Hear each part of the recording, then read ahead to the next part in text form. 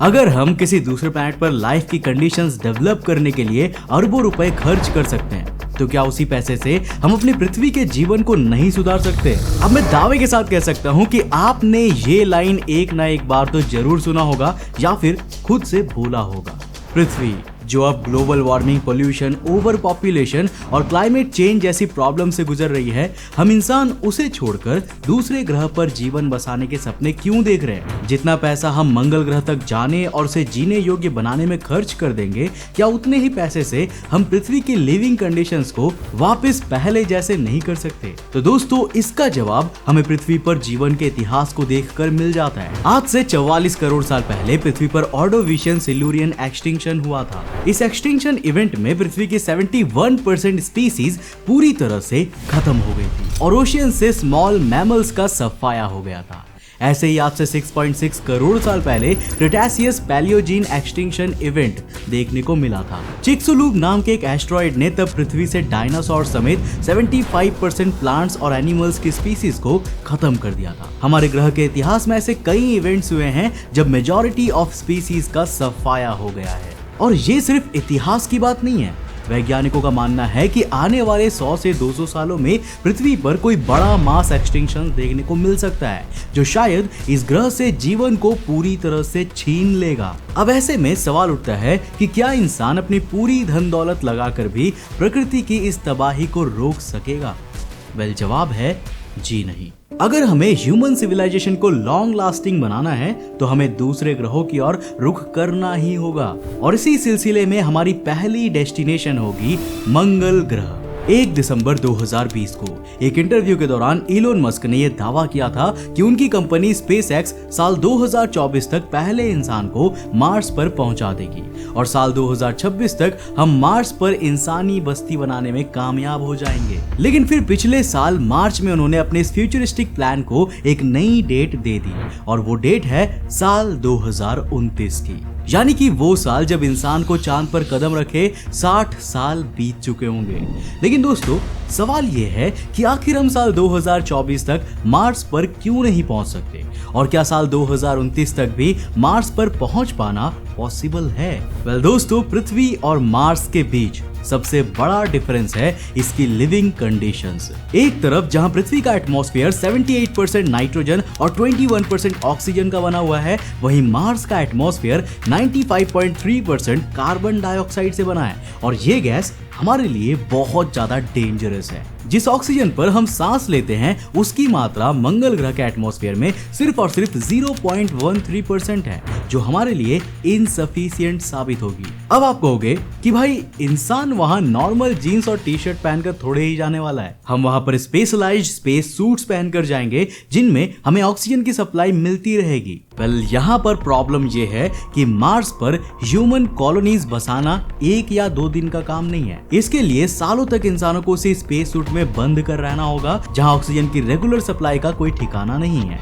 अगर हमारे space suit में कोई टेक्निकल फ्लॉ आता है और इंसान बिना स्पेस सूट के मार्स के एटमॉस्फेयर में एक्सपोज्ड हो जाता है, तो हम इसकी सरफेस पर 2 मिनट से ज्यादा जिंदा नहीं रह सकते। मंगल ग्रह की मैग्नेटिक फील्ड हमारी पृथ्वी के कंपैरिजन में काफी ज्यादा कमजोर है। इसकी वैल्यू पृथ्वी के मैग्नेटिक फील्ड के कंपैरिजन में कुछ 1% ही मानी जाती है। और जानते हो, हमारे देश में टेक की फील्ड में जॉब भी सिर्फ और सिर्फ 1% लोगों को ही मिलता है। देखो, कोर्सेज तो सभी कर लेते हैं, लेकिन कंप्यूटर साइंस और आर्टिफिशियल इंटेलिजेंस की डिग्री का क्या? न्यूटन स्कूल ऑफ टेक्नोलॉजी आपको CS और AI जैसे फ्यूचरिस्टिक करिकुलम में बैचलर्स डिग्री ऑफर कर रही है। इनकी टॉप फैकल्टी MIT, ड्यूक और IIT से है, और यहाँ आपको गूगल, माइक्रोसॉफ्ट जैसी 500+ टॉप MNC से आने वाले सॉफ्टवेयर डेवलपर्स और टेक लीडर से पर्सनल मेंटोरिंग मिलती है। साथ ही आपको मिलती है 6 महीने की पेड इंटर्नशिप और टॉप टेक हब कंट्रीज जैसे सिलिकॉन वैली, इजराइल और सिंगापुर की स्टडी ट्रिप्स भी। न्यूटन स्कूल ऑफ टेक्नोलॉजी के एलुमनाई गूगल में 64 लाख पर एनम के पैकेज पर हैं, और यहाँ का average package 12 lakh per annum है। साथ ही अगर आप स्टार्टअप स्टार्टअप शुरू करना चाहते हो तो कॉलेज खुद आपको 1 करोड़ की सीड फंडिंग देता है। अब आपको अपने स्टार्टअप को डिले करने की या कॉलेज से ड्रॉप लेने की कोई भी जरूरत नहीं है। अगर आप 12th पास आउट हो तो 10 जुलाई 2023 आपके लिए एक गोल्डन अपॉर्चुनिटी होने वाला है, क्योंकि इस दिन होगा न्यूटन स्कॉलस्टिक एप्टीट्यूड टेस्ट यानी कि एनसैट। कॉलेज में एडमिशन चाहिए तो डिस्क्रिप्शन में लिंक दी हुई है। एनसैट के लिए अभी रजिस्टर करो और पाओ 100% तक की स्कॉलरशिप भी। एनसैट रजिस्ट्रेशन जल्दी ही क्लोज होने वाला है। ये टेस्ट पास करके कॉलेज में एडमिशन लेने वाले हर एक स्टूडेंट को मिलता है MacBook pro with M2 chip.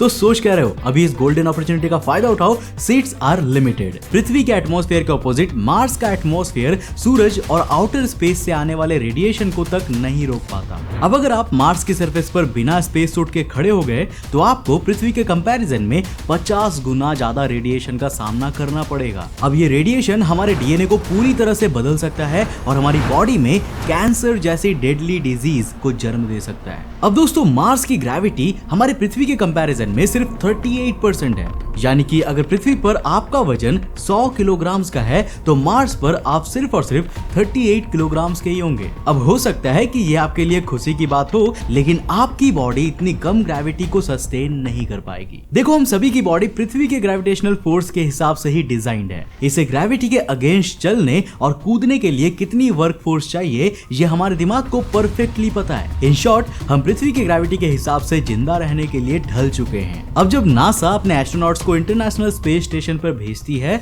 तो इससे पहले उन्हें जीरो ग्रेविटी और माइक्रो ग्रेविटी में सस्टेन करने की ट्रेनिंग दी जाती है। साथ ही साथ इंटरनेशनल स्पेस स्टेशन में ऐसे इक्विपमेंट्स मौजूद होते हैं जो समय समय पर एस्ट्रोनॉट्स को आर्टिफिशियल ग्रेविटी देते रहते हैं। लेकिन देखो, हम इंसान आर्टिफिशियल ग्रेविटी के डोजेस लेकर ज्यादा दिनों तक सरवाइव नहीं कर सकते, और यही कारण है कि इंटरनेशनल स्पेस स्टेशन पर भी एस्ट्रोनॉट्स को 4 से 6 महीने के लिए ही रखा जाता है और रेयरली ही इस टाइम लिमिट को इंक्रीज किया जाता है। लेकिन अगर हमें मार्स तक जाना है तो हमें 8 से 9 महीने तक तो स्पेस की जीरो ग्रेविटी में ट्रैवल करना होगा, और उसके बाद अगर हमें इस प्लैनेट पर ह्यूमन कॉलोनीज बसानी है तो हमें इस प्लैनेट की माइक्रो ग्रेविटी का सामना भी करना पड़ेगा। अब प्रेजेंट कंडीशन में हमारे पास ऐसी कोई भी टेक्नोलॉजी नहीं है जो इंसानों को लंबे समय तक कॉन्स्टेंटली आर्टिफिशियल ग्रेविटी दे पाए, और दूसरी ओर हम इतने भी एडवांस्ड नहीं हुए हैं कि मार्स की ग्रेविटी में चेंजेस कर सके। पृथ्वी और मार्स के बीच की डिस्टेंस भी हमारे इंटरप्लैनेटरी ट्रैवल में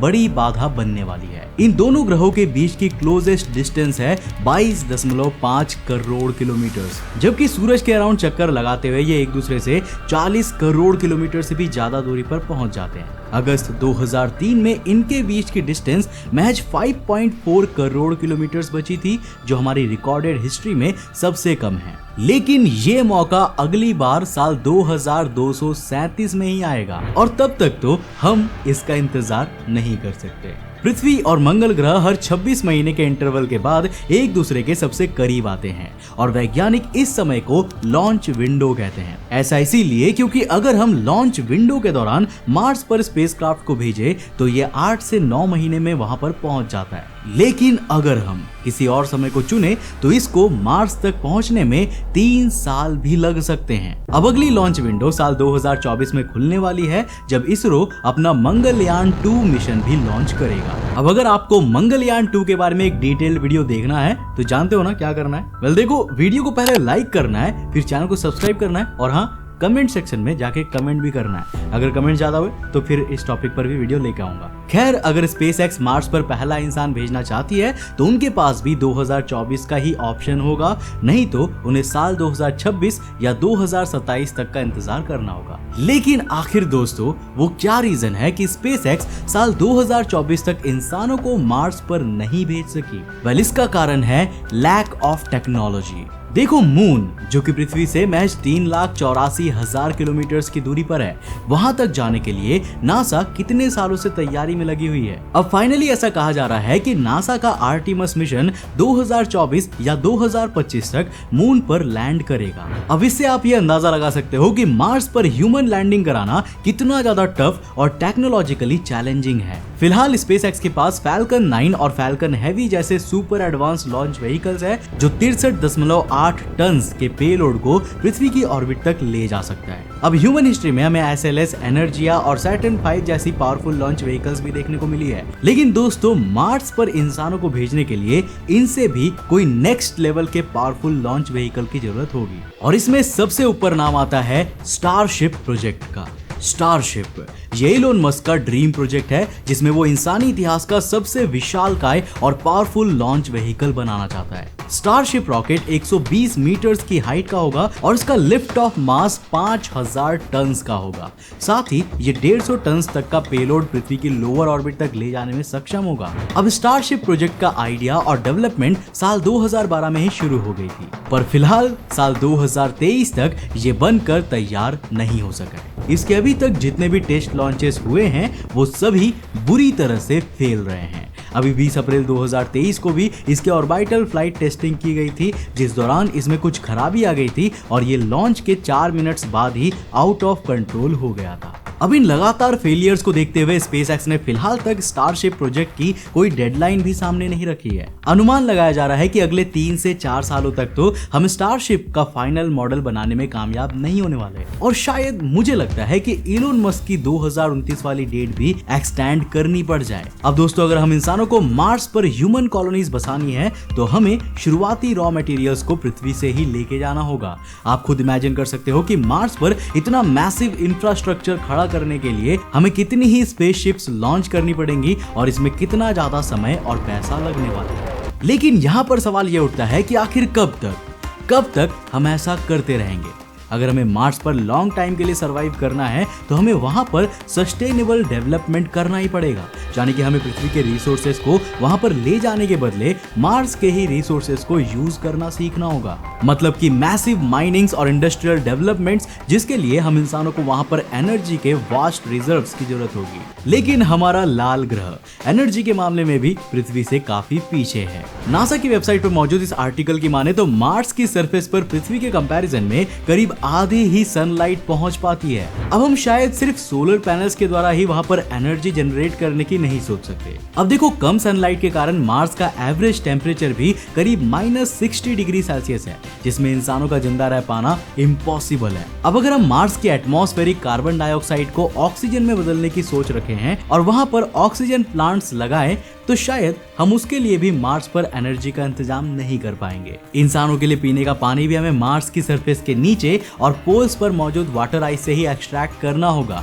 जो अपने आप में एक बहुत बड़ा चैलेंज है। अपने पिछले वीडियोस में मैंने आपको इलोन मस्क के उन सपनों के बारे में भी बताया है जिनमें वो मार्स के एटमॉस्फेयर को टेराफॉर्म करना चाहते हैं, पर ये प्रोसेस भी 1 या 2 सालों में पूरी होने वाली नहीं है। इसके लिए भी हमें 10 से 20 सालों का समय आराम से लग जाएगा। अब दोस्तों सिर्फ ऑक्सीजन और पानी से तो हमारा गुजारा नहीं चलने वाला, हम इंसानों को खाने के लिए भी कुछ न कुछ जरूर चाहिए होगा और मार्स पर तो स्विगी और जोमैटो भी नहीं है। अगर हम इंसान सिविलाइजेशन को बसाने की सोच रहे हैं तो हमें मार्स पर खाने की व्यवस्था भी करनी होगी। तो क्या हम मार्स की सॉइल में फार्मिंग कर सकते हैं? वेल दोस्तों पृथ्वी की सॉइल में फार्मिंग इसीलिए पॉसिबल है क्योंकि इसमें NPK यानी कि नाइट्रोजन, फास्फोरस और पोटेशियम मौजूद है। लेकिन मार्स की सॉइल में कई ऐसे मिनरल्स और न्यूट्रिएंट्स नहीं है जो खेती करने और फसल उगाने के लिए मोस्ट इंपॉर्टेंट कहे जाते हैं। Last but not the least, फिलहाल तक हम इंसानों ने सबसे दूर जो ट्रैवल किया है वो है हमारा चांद, और हम सिर्फ पृथ्वी से मून तक ट्रैवल करने में आने वाली दिक्कतों के बारे में ही जानते हैं। पर डीप स्पेस ट्रैवल हमारे सामने कई अनजान फिजिकल और साइकोलॉजिकल बैरियर्स को खड़ा करेंगे,